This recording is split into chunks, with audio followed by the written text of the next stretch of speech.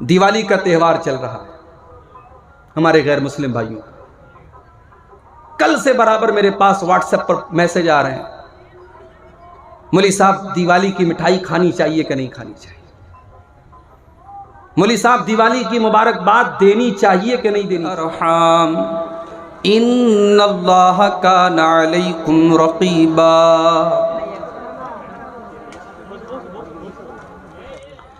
या अय्युहल्लज़ीना आमनुत्तक़ुल्लाह वक़ूलू क़ौलन सदीदा युस्लिह लकुम अअमालकुम व यग़फ़िर लकुम ज़ुनूबकुम वमन युतिइल्लाह व रसूलहु फ़क़द फ़ाज़ फ़ौज़न अज़ीमा।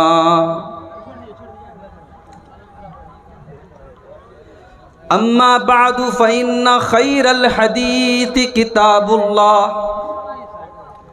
व खैरल हदी हदी मुहम्मदिन सल्लल्लाहु अलैहि वसल्लम व शर्रल उमूरि मुहदसातुहा व कुल्ल मुहदसतिन बिदअह व कुल्ल बिदअतिन ज़लालह व कुल्ल ज़लालतिन फिन्नार। अऊज़ु बिल्लाहि मिनश शैतानिर रजीम। बिस्मिल्लाहिर रहमानिर रहीम। लक़द कान लकुम फ़ी रसूलिल्लाहि उस्वतुन हसनतुन लिमन कान यरजुल्लाह वल यौमल आखिर व ज़करल्लाह कसीरा।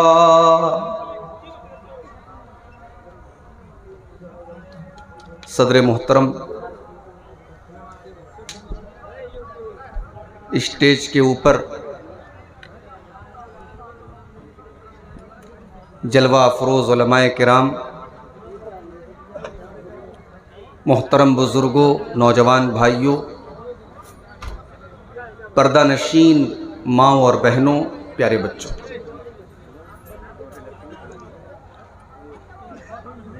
सीमांचल के इस इलाके में छोटे बड़े सैकड़ों जलसे और प्रोग्राम हर साल होते हैं। ज़्यादातर जलसे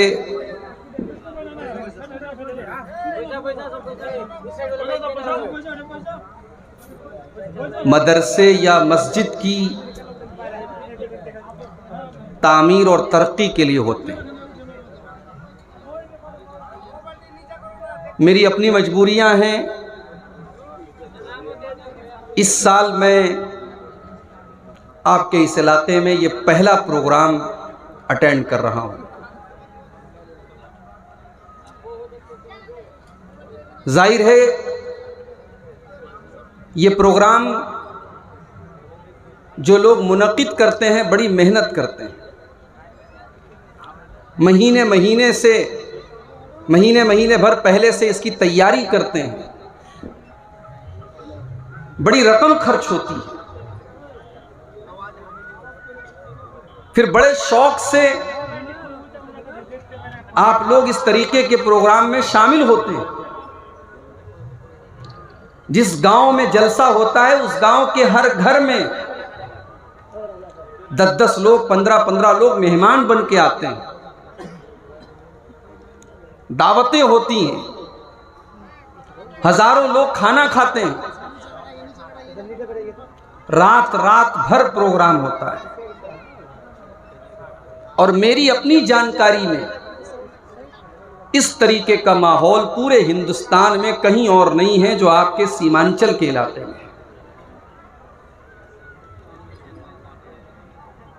यकीनन इतने बड़े पैमाने पर और रात भर का प्रोग्राम होना और आपका बैठ करके सर्दी के मौसम में सुनना,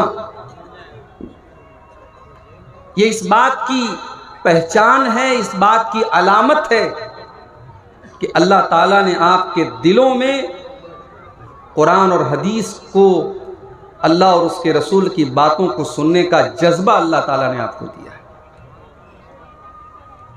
हमारे उत्तर प्रदेश में जलसे होते हैं, रात में इशा की नमाज के बाद शुरू होते हैं, 12 बजे खत्म हो जाते हैं। वहां तसव्वुर नहीं है रात भर जलसे का। लेकिन मेरे भाइयों, एक सवाल मैं आपसे करना चाहता हूं। ये जलसे, हमारी जो नौजवान नस्ल बैठी है, बच्चे बड़े हो गए, हर साल ये जलसे हो रहे हैं। फिर अगर ये नौजवान अपने बुजुर्गों से पूछे तो वो भी कहेंगे हम बचपन से देखते चले आ रहे हैं, हर साल जलसा हो रहा है। बिहार से, बंगाल से, उत्तर प्रदेश से, कभी कभी तो मुंबई से और हैदराबाद से भी उलमाए किराम को बुलाया जाता है। हवाई जहाज से, ट्रेन से उनको दावत दी जाती है, वो आते हैं और तकरीरें करते हैं। इतनी मेहनत के बाद और कौम का इतना बड़ा सरमाया खर्च करने के बाद रिटर्न आपको क्या मिल रहा है?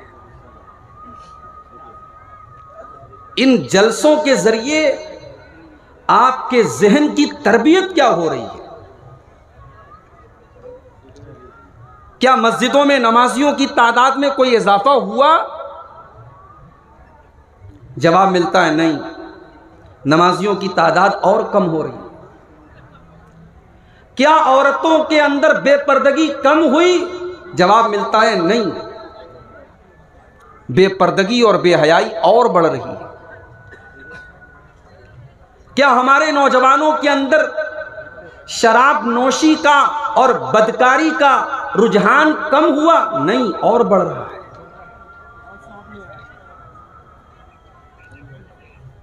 अगर इतनी मेहनत के बावजूद और इतनी तकरीरों के बावजूद अगर हमारे समाज में कोई तब्दीली नहीं आ रही है, कोई परिवर्तन नहीं आ रहा है, कोई चेंजिंग नहीं आ रही है, तो मेरे भाइयों, हमें और आपको गौर करने की जरूरत है।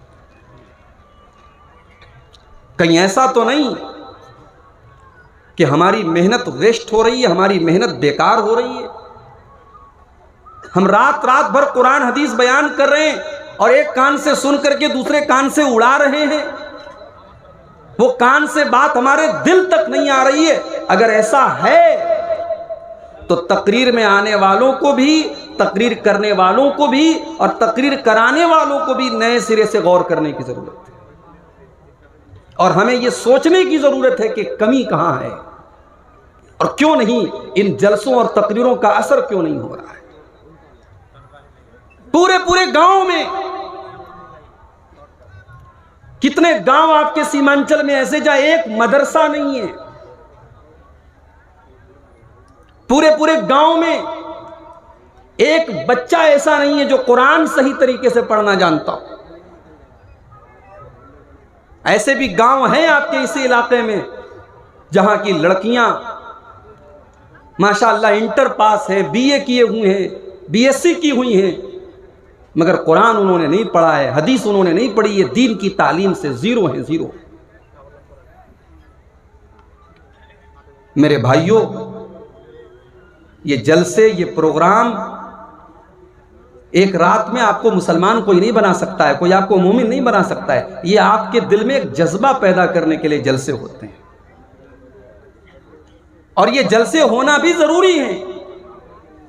अगर ये जलसे होना भी बंद हो जाए, ये तकरीरें होना भी बंद हो जाए तो और बुरा हाल हो जाएगा। ये जलसे हो रहे हैं, ये तकरीरें हो रही हैं, तो कम से कम बुराई को बुराई कहा तो जा रहा है, कम से कम नमाज की तरफ लोगों को बुलाया तो जा रहा है, कम से कम ज़िना को ज़िना कहा तो जा रहा है। एक ऐसा दौर भी आएगा जब जमीन के ऊपर बुराई होगी और बुराई को कोई बुराई कहने की हिम्मत भी नहीं करेगा। और जब किसी कौम के ये हालात हो जाएं, बुराइयां हो रही हैं, गलत काम किए जा रहे हैं, मगर गलत कामों से कोई रोकने वाला नहीं है, कोई टोकने वाला नहीं है। जब किसी कौम का ये हाल हो जाए तो अल्लाह ताला की लानत और अल्लाह ताला का अजाब ऐसी कौम के ऊपर आता है। बनी इसराइल के अंदर यही हाल आता है। वो अल्लाह की नाफरमानियां करते थे, वो गुनाह के काम किया करते थे। उनके अंदर अच्छे लोग भी थे। वो अच्छे लोग बुराइयों को अपनी आंखों से देखते थे लेकिन रोकने की कोशिश नहीं करते थे। अल्लाह ने फरमाया लुइनल्लज़ीन कफरू मिन बनी इसराईल अला लिसानी दाऊद व ईसा इब्न मरियम ज़ालिका बिमा असौ व कानू यातदून। बनी इसराइल के ऊपर अल्लाह ताला ने लानत फरमाई हजरत ईसा अलैहिस्सलाम की जुबान के जरिए, हजरत दाऊद अलैहिस्सलाम की जुबान के जरिए। क्यों लानत फरमाई? कानू ला यतनाहौना अन मुनकरिन फ़अलू। बनी इसराइल के अंदर कमी ये थी, कोताही ये थी कि वो जब गुनाह के काम करते थे तो कोई रोकने वाला नहीं था, कोई टोकने वाला नहीं था। तो ये तकरीरें, ये जलसे कम से कम समाज में इस बात को इंडिकेट कर रहे हैं, इस बात का संकेत दे रहे हैं कि चलो कम से कम बुराई को बुराई तो कहा जा रहा है। इससे पहले कि मैं अपनी तकरीर आपके सामने पेश करूं, जिस मस्जिद की तामीर और तरक्की के लिए आज का ये प्रोग्राम हो रहा है, मुझे चंदा करना नहीं आता, मुझे उस अंदाज में आपके सामने अपील करना नहीं आता जो आपके अभी मौलाना अब्दुल शकूर साहब करके गए और जो आपके बंगला मुकर्रिरीन करते हैं और बड़े तरन्नुम से वो दुआएं देते हैं आपको और जन्नत की बशारत देते हैं। वो उस अंदाज में तो मैं नहीं कर पाऊंगा, लेकिन मेरे भाइयों मैं इतनी ज़रूर गुजारिश करूंगा, ये जलसा मस्जिद के लिए हो रहा है, अल्लाह के घर के लिए हो रहा है, और इस मस्जिद में आपका 1 रुपया भी अगर लगा है तो जब तक वो मस्जिद है और वहाँ नमाज हो रही है, सजदा हो रहा है, अल्लाह की इबादत हो रही है, उसका सवाब इंशाअल्लाह आपको मिलता रहेगा। लिहाजा आप आए हैं जलसे में, जो भी आपकी ताकत हो, 100 रुपये, 10 रुपये, 1000 रुपये, 10,000 रुपये, जो भी आपकी ताकत हो, आप इस मस्जिद में ज़रूर अपना ताउन दे करके जाएं, अपना चंदा दे करके जाएं, ताकि आपका जलसे में आना भी कामयाब हो जाए और अल्लाह के यहाँ आप अजर व सवाब के हकदार भी बने। मेरे भाइयों, मैंने आपके सामने कुरान मजीद के 21वें पारे की एक आयत पढ़ी है, सूरह अहज़ाब की आयत नंबर 21, आयत नंबर 21। बड़ी मशहूर आयत है, आपने भी कई बार सुनी होगी। आइए मैं एक बार उस आयत को फिर से पढ़ देता हूं और उसका तर्जमा, उसका अनुवाद भी आपके सामने पेश कर देता हूं। लक़द काना लकुम फ़ी रसूलिल्लाहि उस्वतुन हसना। ऐ मुसलमानों, तुम्हारे लिए अल्लाह के रसूल की जिंदगी में बेहतरीन नमूना है। लिमन कान यरजुल्लाह, हर उस आदमी के लिए जो अल्लाह से उम्मीद रखता हो, वल यौमल आखिर, और आखिरत के दिन की उम्मीद रखता हो।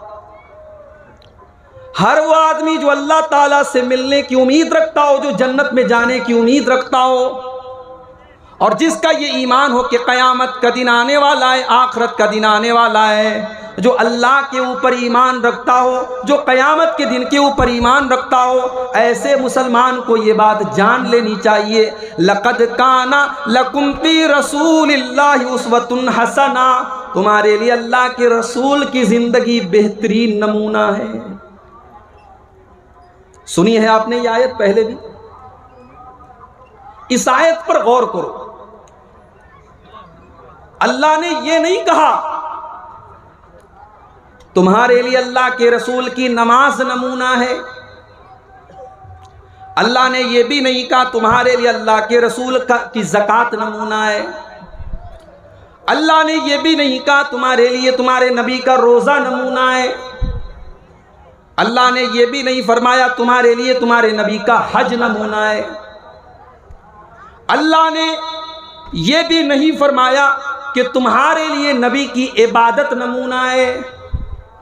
अल्लाह ने एक जनरल बात कही, एक कॉमन बात कही, अल्लाह ने फरमाया लक़द कान लकुम फ़ी रसूलिल्लाहि उस्वतुन हसना। ओ मुसलमानों, मैंने जो नबी तुमको दिया है उस नबी की ज़िंदगी का एक एक पहलू तुम्हारे लिए नमूना है। वो नबी सर से पैर तक तुम्हारे लिए नमूना है। उस नबी का लेन देन भी तुम्हारे लिए नमूना है। उस नबी का ब्याह शादी भी तुम्हारे लिए नमूना है। उस नबी का कारोबार करना भी तुम्हारे लिए नमूना है। उस नबी का रिश्तेदारों के साथ सलूक करना भी नमूना है। उस नबी का दुश्मन के साथ सलूक करना भी नमूना है। उस नबी का लड़ाई के मैदान में जंग करना भी नमूना है। लक़द कान लकुम फ़ी रसूलिल्लाहि उस्वतुन हसना। ओ लोगों, तुम्हारे लिए अल्लाह के रसूल में बेहतरीन नमूना है।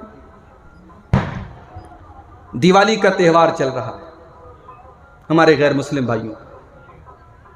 कल से बराबर मेरे पास व्हाट्सएप पर मैसेज आ रहे हैं, मौलवी साहब दिवाली की मिठाई खानी चाहिए कि नहीं खानी चाहिए, मौलवी साहब दिवाली की मुबारकबाद देनी चाहिए कि नहीं देनी चाहिए। अगर कोई ये कहता है दिवाली की मुबारकबाद नहीं देनी चाहिए, तो फिर सवाल आता है मौलवी साहब हमारे हिंदू भाई हमें ईद की मुबारकबाद दे रहे हैं, बकरीद की मुबारकबाद दे रहे हैं, शबे बारात की मुबारकबाद दे रहे हैं, और हम उनको दिवाली की मुबारकबाद ना दें। हम भारत में रहते हैं, यहाँ सबके साथ घुल मिल करके रहना पड़ता है, हम कैसे नहीं देंगे? इससे बड़ी नफरत की भावना पैदा होगी, बड़ा गलत संदेश जाएगा। तरह तरह की बातें हो रही हैं। मेरे प्यारे भाइयों, आज हिंदुस्तान की सरजमीन पर अपने हिंदू भाइयों के साथ हम रहते हैं। इस मसले का हल भी हमें अल्लाह के रसूल की सीरत में मिलेगा, क्योंकि अल्लाह ने फरमा दिया लक़द कान लकुम फ़ी रसूलिल्लाहि उस्वतुन हसना। मेरा नबी तुम्हारे लिए नमूना है। हम ये गौर करके देखेंगे, हमारे नबी भी तो मक्का की सरजमीन पे गैर मुस्लिमों के साथ रहते थे, हमारे नबी भी मुशरिकों के साथ रहते थे। हमारे नबी ने क्या कभी उनको किसी त्यौहार की मुबारकबाद दी? क्या कभी उनके किसी त्यौहार की मिठाई खाई? क्या कभी आपने उनके किसी पर्व पर, उनके किसी त्यौहार पर उनको शुभकामना दी?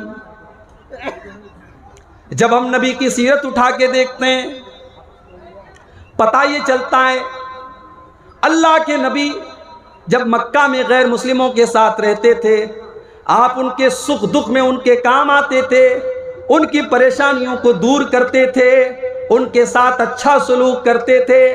मगर जब मसला इस्लाम का आ जाता था, मगर जब मसला तौहीद का आ जाता था, मगर जब मसला ईमान का आ जाता था, अल्लाह के नबी कोई कॉम्प्रोमाइज नहीं करते थे। एक बार मक्का के मुशरिकीन आपके पास आए, कहने लगे ऐ मोहम्मद छोड़ो ये नफरत की बातें, तुम कहते हो एक अल्लाह की इबादत करो, हम कहते हैं 360 बुतों की इबादत करो। चलो हम एक समझौता कर लेते हैं, एक दिन तुम हमारे माबूद की इबादत करो, एक दिन हम तुम्हारे माबूद की इबादत करेंगे। एक दिन हम भी ला इलाहा इल्लल्लाह पढ़ लेते हैं, और एक दिन तुम भी हमारे लात के सामने, हमारे हुबुल के सामने, हमारे उज्जा के सामने तुम सजदा करना शुरू कर दो। ऐ मोहम्मद आओ समझौता कर लेते हैं, तुम हमारे माबूदों की इबादत करो, हम तुम्हारे माबूद की इबादत करते हैं। समझौते का ऑफर आया है। अल्लाह के नबी तो रहमत बन करके आए हैं। आप तो चाहते हैं कि दुनिया में शांति हो जाए, मगर मेरे प्यारे भाइयों, शांति का मतलब ये नहीं है हम ईमान को छोड़ दें, हम तौहीद को छोड़ दें, हम अपनी बुनियादों को छोड़ दें। अल्लाह के नबी ने मक्का के काफिरों के इस समझौते को रिजेक्ट कर दिया, उनके इस समझौते को लौटा दिया, और आपने ऐलान कर दिया कुल या अय्युहल काफिरून ला आबुदु मा ताबुदून वला अंतुम आबिदून मा आबुद वला अना आबिदुम मा अबदतुम वला अंतुम आबिदून मा आबुद लकुम दीनुकुम वलिय दीन। ऐ काफिरो तुम जिसकी पूजा करते हो उसकी मैं पूजा नहीं कर सकता, और जिसकी मैं इबादत करता हूँ उसकी तुम इबादत नहीं कर सकते। लकुम दीनुकुम वलिय दीन, तुम्हारा दीन तुम्हारे साथ है, हमारा दीन हमारे साथ है। हम तुम्हारे साथ मानवता का सलूक करेंगे, हम तुम्हारे साथ अच्छा सलूक करेंगे, हम भलाई का काम करेंगे, मगर तुम्हारे शिर्क के काम में तुम्हारा सहयोग नहीं करेंगे, तुम्हारे शिर्क के काम में हम तुम्हारी मदद नहीं करेंगे। दिवाली का त्यौहार हमारे हिंदू भाइयों के यहां दौलत की एक देवी हैं लक्ष्मी देवी, वो उनकी पूजा करते हैं और उसी त्यौहार की खुशी में वो मिठाई बांटते हैं।